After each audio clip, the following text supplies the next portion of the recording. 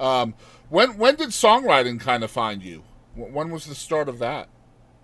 Well, I had written a few songs here and there during the my MCA years, but it wasn't until I got dropped from MCA, like in '93 or '4, that I started really trying to write.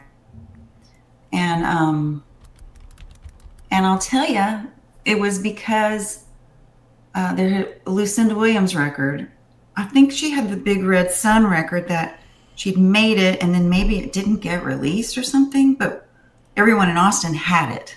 And I loved it so much. And I remember thinking, she's got a really unique sound that's all her own. Yeah. And I had been making these records in Nashville, and they'd been trying to teach me to, write songs with these big co-writers and stuff.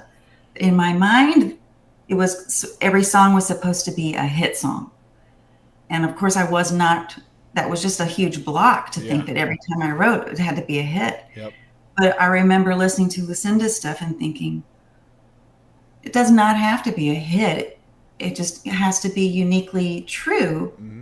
You can have your own, freaky little thing, and it can be unlike anyone else's.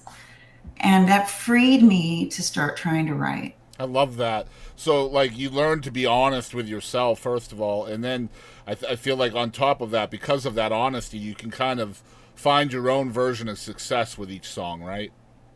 Yes. Yeah. Yeah. To your own version of success is huge.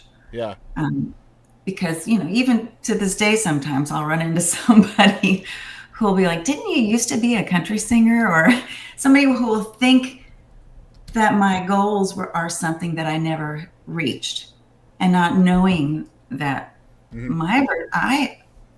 I feel extremely successful. Like Exactly. Yeah. my version of success is just different than what other people's version is. So It's so weird to define your own success based on what another person says. It's just so yeah, weird to me, man. yeah, Like, you can't tell me when I've had a successful episode. Only I can determine that, right? Like, right. it's crazy to even think about. But um, I feel like human beings are just so analytical nowadays, and well, not just nowadays, but it's been that way in the music business for as long as there's been music, it seems. But Mhm. just that struggle between commercialism and staying true, that honesty that we were talking about, is just so sad because it's so hard to stay honest and then have what everybody else deems success, Yeah, right? Being ultimately commercial, like the Chris Stapleton, like Chris has got it going on. He's completely honest. He's got integrity in his art, and he's successful as heck with the numbers as well. I think that's what everybody's striving to be. I for wanted sure. I wanted to chat with you because you talked about having written a couple of songs when you were with MCA. I would just Mhm. like to say I think one of your best songs with MCA was one that you wrote.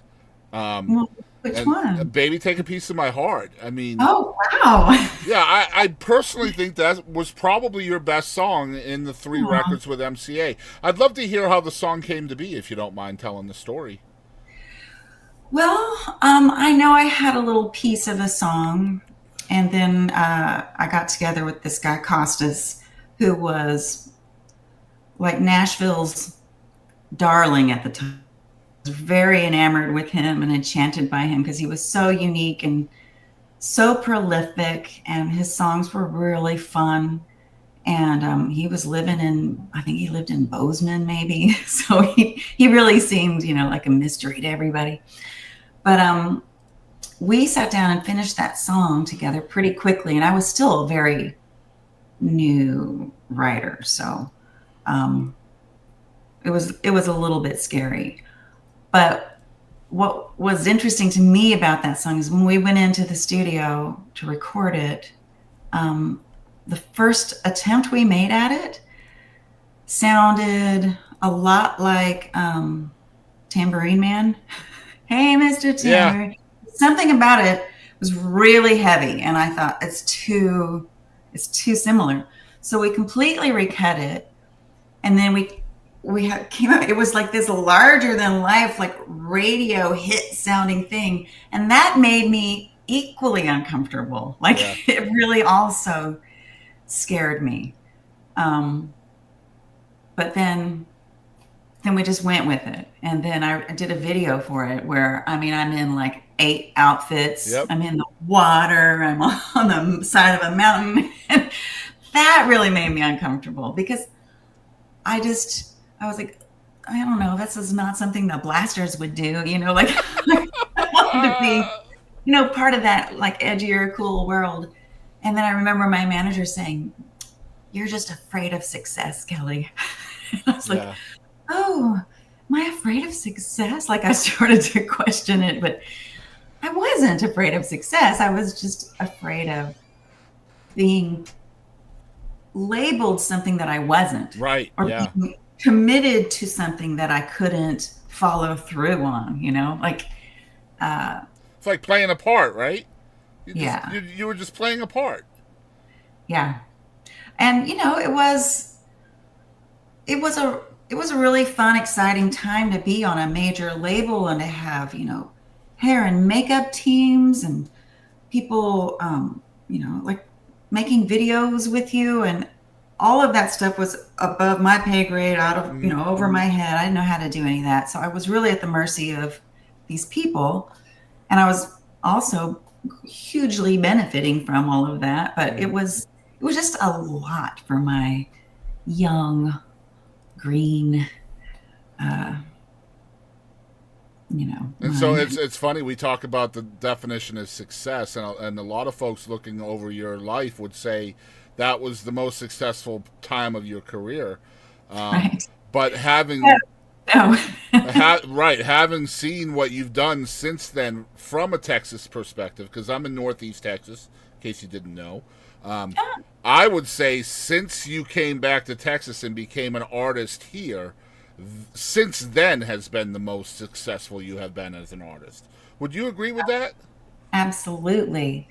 I look at the Nashville years as this foundation, like having gone to college or something, where I got to work with all these people and do all this really incredible stuff that allowed me to have a career now, to have the kind of career that I really want to have, and to be able to be a part of the musical world that I really want to be a part of. That was a dream. I mean, when I was first starting in that rockabilly band, the biggest my dream got was that I would be that I could be big and successful in a region. Hmm.